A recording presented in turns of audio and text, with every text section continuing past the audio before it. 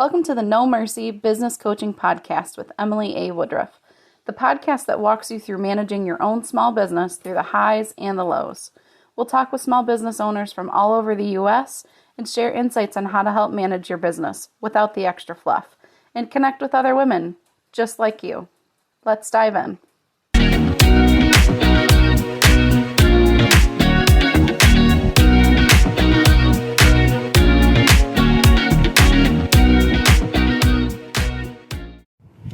Hey everyone, it's Emily with the No Mercy Business Coaching and Consulting Podcast.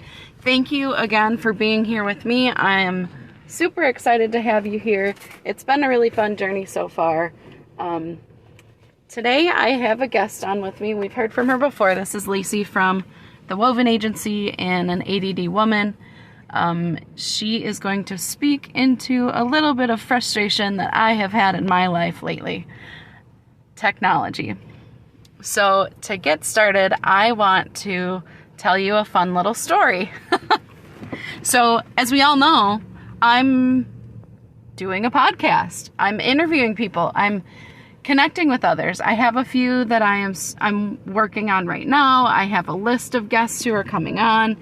My whole summer is booked up. I'm super excited for it.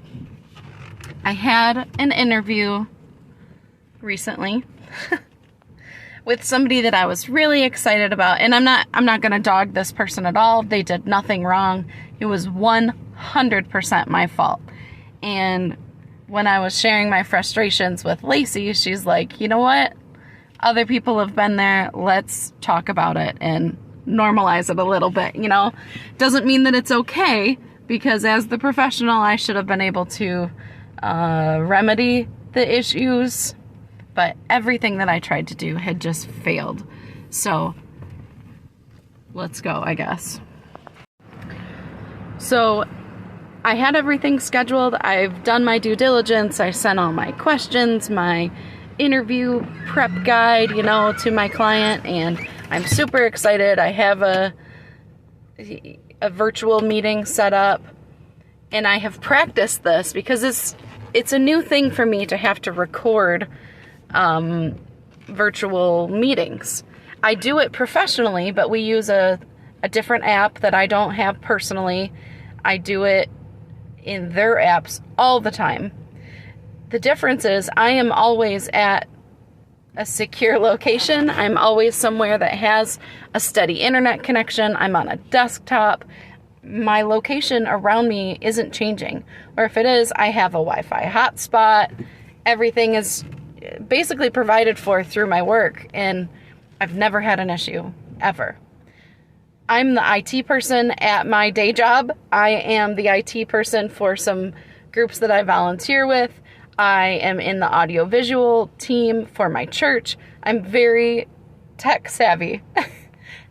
I did not expect myself to have the kind of technology week that I did because of all the experience that I have with it. I am usually the person you will call if your speaker won't connect, if the sound doesn't work, if your Bluetooth just isn't even showing up. Call me. So like I said, I had trialed a virtual meeting, and I don't even want to say the name of the client that I used, of the virtual meeting client that I used, because it's not their fault. It's me, 100%. Or it was my surroundings. It was me 50% and my surroundings the other 50%. I'm not claiming this as my complete and total error yet. Ask me in a week again and I'll probably offer up that other 50%. But right now I'm still mad about it. So when I trialed this, I tested it out. I made sure I knew how to record. I made sure I knew how to, switch things back and forth, use all of the different tools that are available. So I thought I was golden. I decided that because of the time that we chose to record, I would just jump outside and do my meeting at this little picnic table that we have at my day job. Thought it would be fine because I would be on their Wi-Fi. I wouldn't have to worry about the signal. Otherwise, I'd have to go to like a McDonald's or something and jump on theirs. But I thought that for the time crunch that we had, it would be better to just stay right where I was and use their high-speed fiber internet, and I wouldn't have any issues. Well, I was wrong. So I took my tablet, I took my cell phone, I connected, couldn't hear me, couldn't see me, things were jumpy. Okay, no problem. I switched over from one device to the other. I don't remember which one I started with. It dropped our call, like it froze like 3 different times. We don't have this issue at my job. We don't lose our calls. We don't have connection problems with the internet ever. So I finally just said, why don't you give me 5 minutes? I'm really sorry about this. I'm going to drive around the corner and I'm going to connect to some public Wi-Fi. She says, great, no problem. I understand. I've been there. I'll be right here. So I zip over to the closest McDonald's and I log in. I hit record through the app, and then I also have a screen recording program on my phone that I was double recording with. This is another resource that I use just to back myself up because I know that things fail. I know that things don't go well. I tested this, and this screen recorder will allow me to record the media that's being sent to me, and it will allow me to record my voice on the other end. So I can do like a voiceover of a TikTok video or something that I'm watching.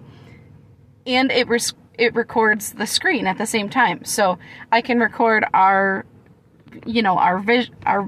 faces, our pictures that are on whatever virtual meeting platform. I thought I was golden because I was recording it in the platform and I'm recording it with this third-party thing. It didn't work. Neither of them worked. I literally could have cried. So I didn't discover that until later, though, I guess. I'm jumping ahead. So I'm back on the call with my client. Everything had frozen several times. I'm on a connected Wi-Fi. Things are great. We finish up our interview, and I thought that everything was fine. And then, that's when I discover that there's no recording. So I have literally dropped all of the calls multiple times. I've gotten up, gone to a new location. I've tried to use 2 different devices, and I tried to record 2 different ways, and they failed. So then I sent her a message, sent her an email, and I said, hey, I'm really sorry about what a cluster this was today. Here's an idea, especially because I usually give myself 45 minutes with my clients when I do my interviews. And even through all of our challenges, we still had about 20 minutes. And I'm like, here's a way to solve it. What if I send you another way that you can respond? I will send you voice messages, and then you can send me a voice message back, and I can pair everything together, and it would still be within that time that we had allotted for our interview. And she says, that's great. I can handle that. When do you need it? I said, sure, just by the end of the week if you can't do it right now. Okay, no problem. Sounds good. Well, it's the end of the week, and she can't do it now. So every single resource that I tried to use for this podcast failed. And I tried so hard to back myself up, and I just continued to fail over and over and over again.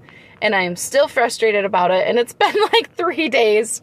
So I don't know if this is a venting podcast or if this is a precautionary tale, but that's where we're at today. So now I'm going to turn over to Lacey. Now that you've heard a little bit of my chaos, I need to hear it from someone else. What is the worst technology fail you have ever had in your business, Lacey? And I think it's so important, and I'm so glad that you're willing to share this story too, because people need to know that they're not stupid when technology does not agree with them. It happens a lot. And as much as we wish it didn't happen, it really does, especially working in this day and age when, primarily you're going to be doing a lot of stuff from your computer. And sometimes you're doing stuff from your phone, and sometimes technology just does not agree with us, doesn't want to do what we ask. And it's good to open up about this kind of stuff, because I think a lot of times we get sucked into thinking that it's only happening to me, and if I was just more of an expert, then I would know what to do. But it's just not always the case. Okay, so I'd say the worst technology fail that I've had in my business, well, a couple things. One of them had little to do with me, had to do with my toddler. I made the mistake of leaving my computer out on our dining room table, and my husband called me to tell me that it had looked like my 2-year-old had dumped an entire glass of water all over my computer. Now, granted, this is a technology fail that doesn't have to do with like your expertise, right? Or your professionalism or anything along those lines. It's just circumstances, but it definitely derailed me. Definitely was something I wasn't anticipating. We ended up having to go buy a second computer just so that I could get work done over the next month or two, because I'd like just taken on new clients. And so I did that, and I ended up being able to get my computer back, thank goodness. But it took about 6 weeks before I got it back. So that was definitely one of them. I would say, as far as like technology fail in the aspect, in the realm of like developers. So this actually happened to me recently, and I'd say it's kind of like a little bit of a scar, right? So I'm a WordPress developer, and I wear that name strongly and proud that I understand a lot of code, and I understand the back end of WordPress for the most part. But WordPress is made up of a few different coding languages. One of those languages is called SQL. Now, SQL is all to do with like your database. It's where if you have a website and you write a blog on it, your blog is stored in your SQL database, and it's a different code than every other language that WordPress is usually made up of. And so I'm not super familiar with it, but this girl hired me, and she asked me if I would help her troubleshoot this issue she was having. She had malware on her site. We acknowledged it. We were able to get the malware off, but the malware had created all of these posts that were sitting in draft in her database. They were sitting in draft inside the WordPress dashboard. They were all spam, and if any of them managed to get published because of the malware, they obviously could easily take somebody to a site that had a virus. So that would be a really bad idea. So we needed to get them all off, and we were trying to figure out a fast way to be able to delete them from her SQL database instead of from the front part of her WordPress, because that would just take absolutely forever. So we created what was called a cull, and the cull pulled up the blog posts, the draft blog posts that should have been the ones that I was looking for, right? And so I started deleting en masse. I was deleting like 250 of them at a time. And I got through about 1,000, I would say. And mind you, she had I'd say I got through more like 6,000. This malware had put like 32,000 pending posts on her site. Okay. So I got through all of these, and she told me, hey, I need for you to stop whatever you're doing, and let's meet up this week and let's talk about it. And I want to see what you're doing for progress. And I said, sure, yeah, great.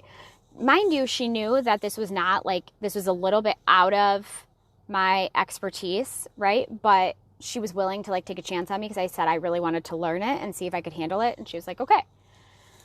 And after we met, we ended up figuring out that I had deleted 6,000 posts that were not supposed to be deleted. And I felt really dumb, and I apologized immensely. And I asked her if she wanted me to see if there was a way I could restore them, because I had installed a backup. I had installed a backup program on her site prior to doing any of this work, and I told her I could probably find a way to restore them, and she said, no, it's fine. But obviously she never called me again, so I'm sure that she just was like, you idiot. But all the same, it was a learning curve. That is, obviously, I haven't touched SQL language since then. But even for me, who a lot of people come to me and they're like, I need you to fix this and fix that. And I can fix a lot of stuff on their websites. There are problems I can't fix. There are things that I don't touch. And I've talked to other developers who I know have way more experience with tech than I do, who have way better setups than I do. I mean, I literally work from my laptop and they probably have like 3 screens and their, typing skills are off the charts and their coding skills are way better. And I've talked to them and they still tell me they wouldn't touch an SQL database. If their life depended on it, they wouldn't do it, just because it's just a whole different language of coding that you don't understand. And so everybody is at a different place like that in their business.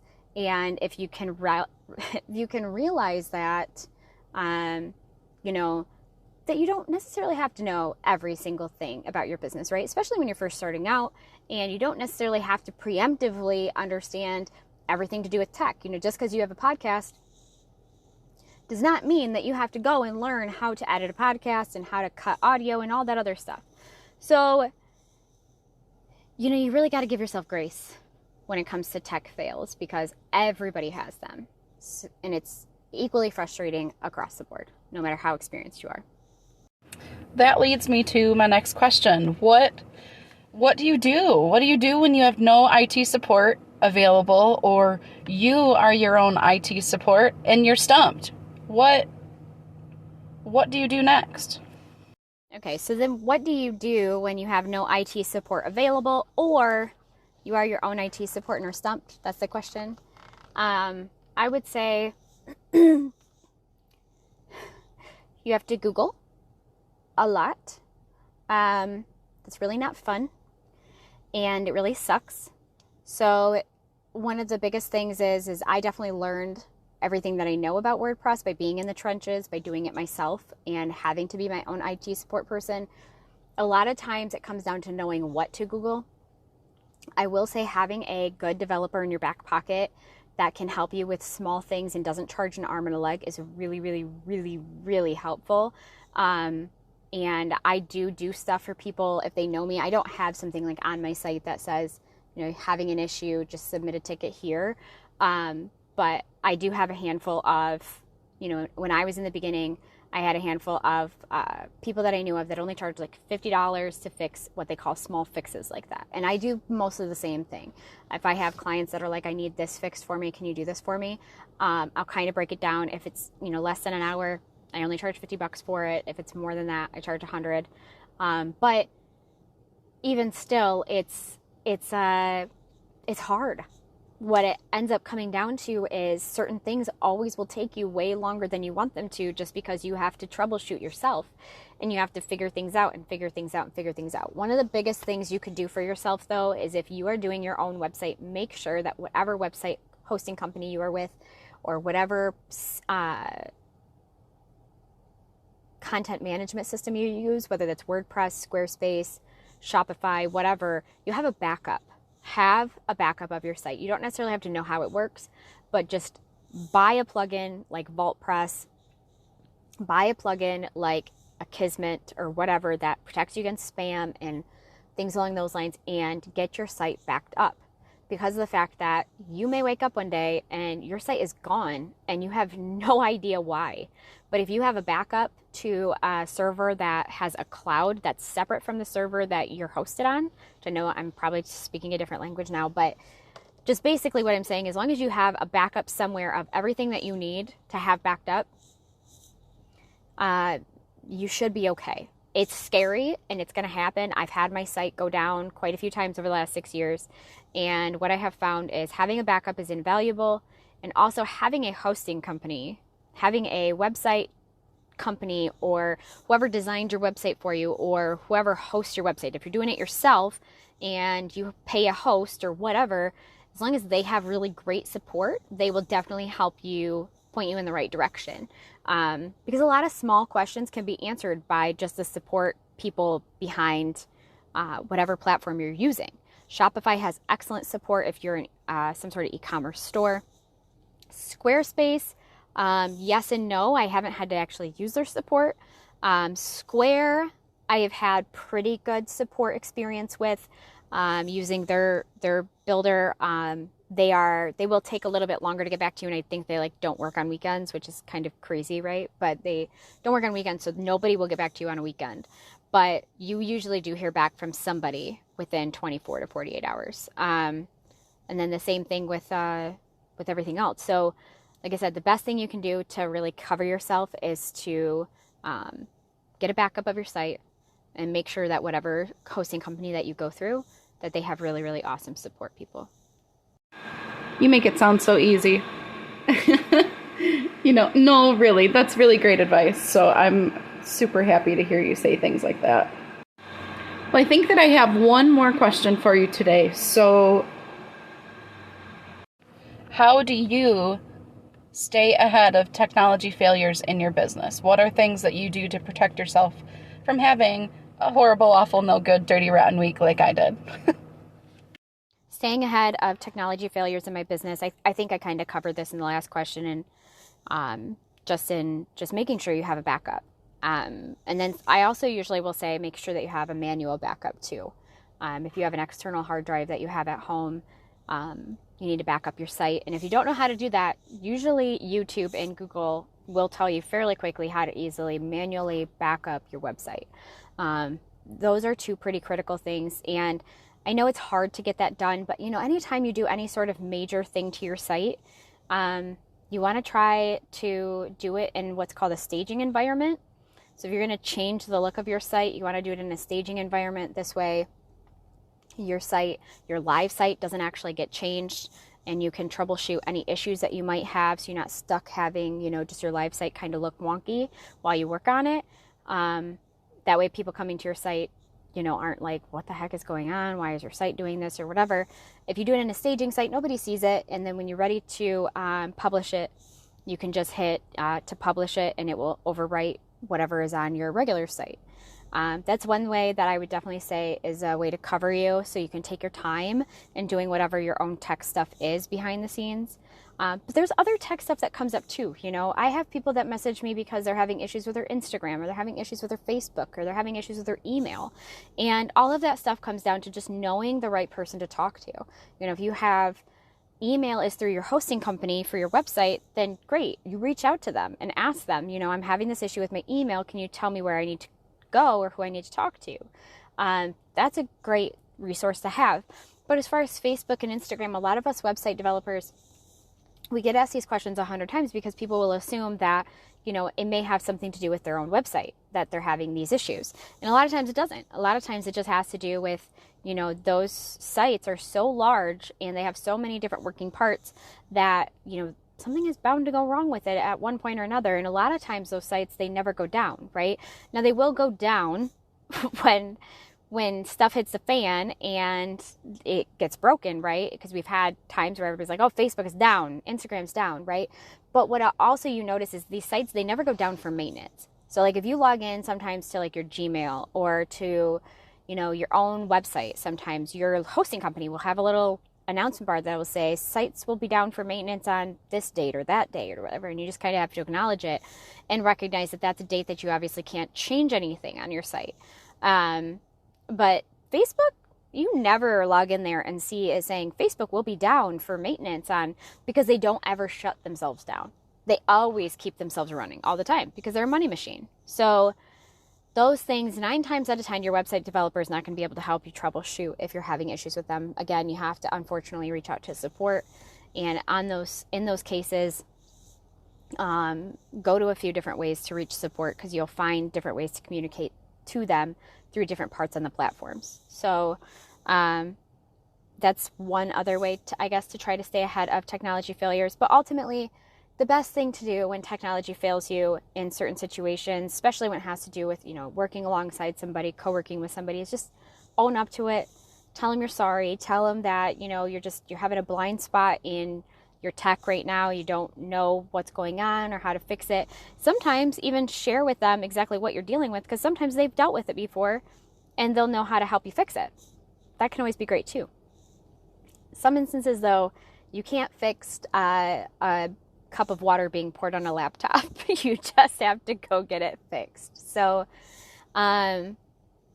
I guess the only other thing I would say is anytime that you're working with somebody else and you have to rely on tech, practice. Do a dry run.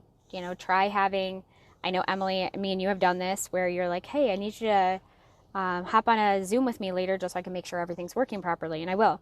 You could do that if you've got a friend that's willing to do that. Definitely do that. But overall, it's going to happen, especially in this day and age. I'm dealing with a blind spot right now with a specific plugin on a Shopify site that I help manage, and I just can't seem to get this appearance part to fix itself the way I want it. And I would love to have snapped my fingers and become the developer that just knows how to fix every single problem, but I don't think that person will ever really truly exist, because like I said, there's so many different languages out there and so many different things that you can't learn and know it all. So give yourself grace, give yourself time to learn, and just laugh when you can about the inexperience and the things that you learn from it. So thanks so much.